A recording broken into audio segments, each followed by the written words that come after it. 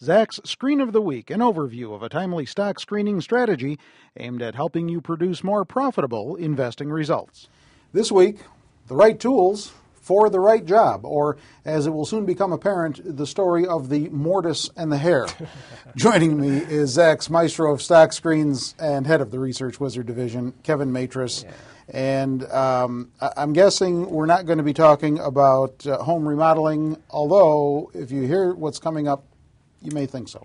Tips for everybody. All right. In case the stock thing doesn't work out, you're going into home rebuilding. Is that what you're doing? All right. Let me see if I can get to the moral of the story by telling my story. Please. First off, a short while ago, I hung a new door in my home office. And I thought this was going to be a snap. I'm a pretty handy guy. I had built bookcases before. I put in a press-tin ceiling once, and I am an absolute pro at crown molding. Snappy dresser, too. Yeah. So putting in this door was going to be very, very easy. Okay. So got the door home, marked it, got it all aligned, and that is when I ran into my first challenge. The hinges needed to be recessed into the door, and in order to do that, I had to create a mortise. Right. The proper way to create a mortise is by using a wood chisel. I did not have a wood chisel, so I figured I could make do with a screwdriver. Would make sense to me, wouldn't it? Yeah, at the time it did. It made a lot of sense, and it worked. But as I was banging away on that screwdriver with my rubber mallet, I started realizing just how difficult this was becoming. And I started thinking to myself, with all of the doors that are being hung out there in the entire world, it can't be this difficult. But anyways, I was able to bang away, and I got those mortises carved out. I ultimately put the hinges in, and I hung the door, and everything was right.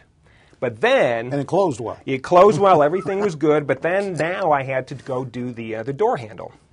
I had a hole cutting saw, so that was pretty easy. I cut the hole in the door. I was able to fit the door handle in. But then the next step was to be able to put in the faceplate. Now, this also required a mortise, but this mortise required a bit more precision. And I really had to get this right, plus it had to look good as well, because you're always going to see the faceplate. Absolutely. So at that point, looking at how I struggled with the screwdriver, I decided to go back to Home Depot, and I got myself a sharp wood chisel. And as soon as I ended up doing the faceplate with the sharp wood chisel, I mean, it went as easy, even easier than I had imagined. It had the beveled edge, it had a very sharp edge. Everything cut through the wood very easily, and the door was hung, and it looked beautiful. So I'm assuming we're going to get around to stocks here at one point, otherwise I'm on the wrong channel, folks. Yeah, absolutely. The reason why I tell you my experience in hanging a door is because it's one of those life's lessons that you learn just by living your life. And again, the lesson is to always use the right tool for the right job. As that translates to investing, yes. You can try and make do with the wrong tools, and maybe things will turn out okay. But your job is going to be harder, it's going to be more time-consuming, and more often than not, you're probably not going to get the kind of results that you had hoped for. For me, after being lucky that I didn't ruin my $300 door, I went out to get the right tools, and I was able to complete the job, and everything turned out good. But a lot of people are right now using the wrong tools in their investments, and they're not running the risk of ruining a $300 investment. They're running the risk of ruining, tens and tens of thousands of dollars, hundreds of thousands of dollars, if not more, sure, by using inferior research, by using the wrong tools, and not getting the results that they're hoping for. What people need to do is they need to be able to invest in the right tools to be able to accomplish the task at hand. That means using a good screener so you can screen out the companies that fit a certain particular fundamental or technical criteria that you're looking for. You need to be able to use a good ranking system that has proven to be profitable, a ranking system that will more often than not put high-quality companies with a good probability of success on your radar screen. And also, too, having the ability of being able to test your ideas, test your strategies, to make sure they make sense, and to see how good or bad they've done in the past before you put any money into the market. So yeah, the moral of the story is make sure you're using the right tools, especially with the kind of money people are investing with. I mean, people's investments are the largest, most important chunk of money they will ever be responsible for in their entire life, and it makes sense. Well, it is good advice, especially if people are trying to navigate these rough waters that we've been going through. Right. Is there a screen in here somewhere?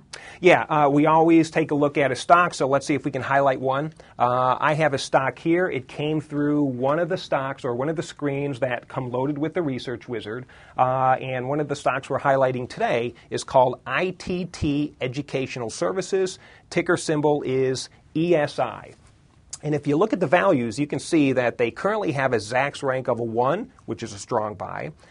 Their last year's EPS growth rate was over 36%, which is fantastic. But this year's projected growth rate is also pretty spectacular. They're projecting a growth rate of over 34%.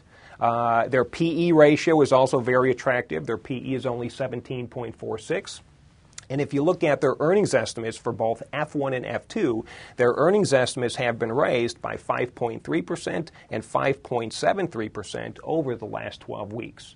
And if you look at a chart, you can see that they have resisted breaking down like the rest of the market. You have a nice little consolidation pattern in the upper right-hand corner. This stock looks like it could be getting ready to break out to the upside. Do you or does anyone in your household own this stock? No, I don't.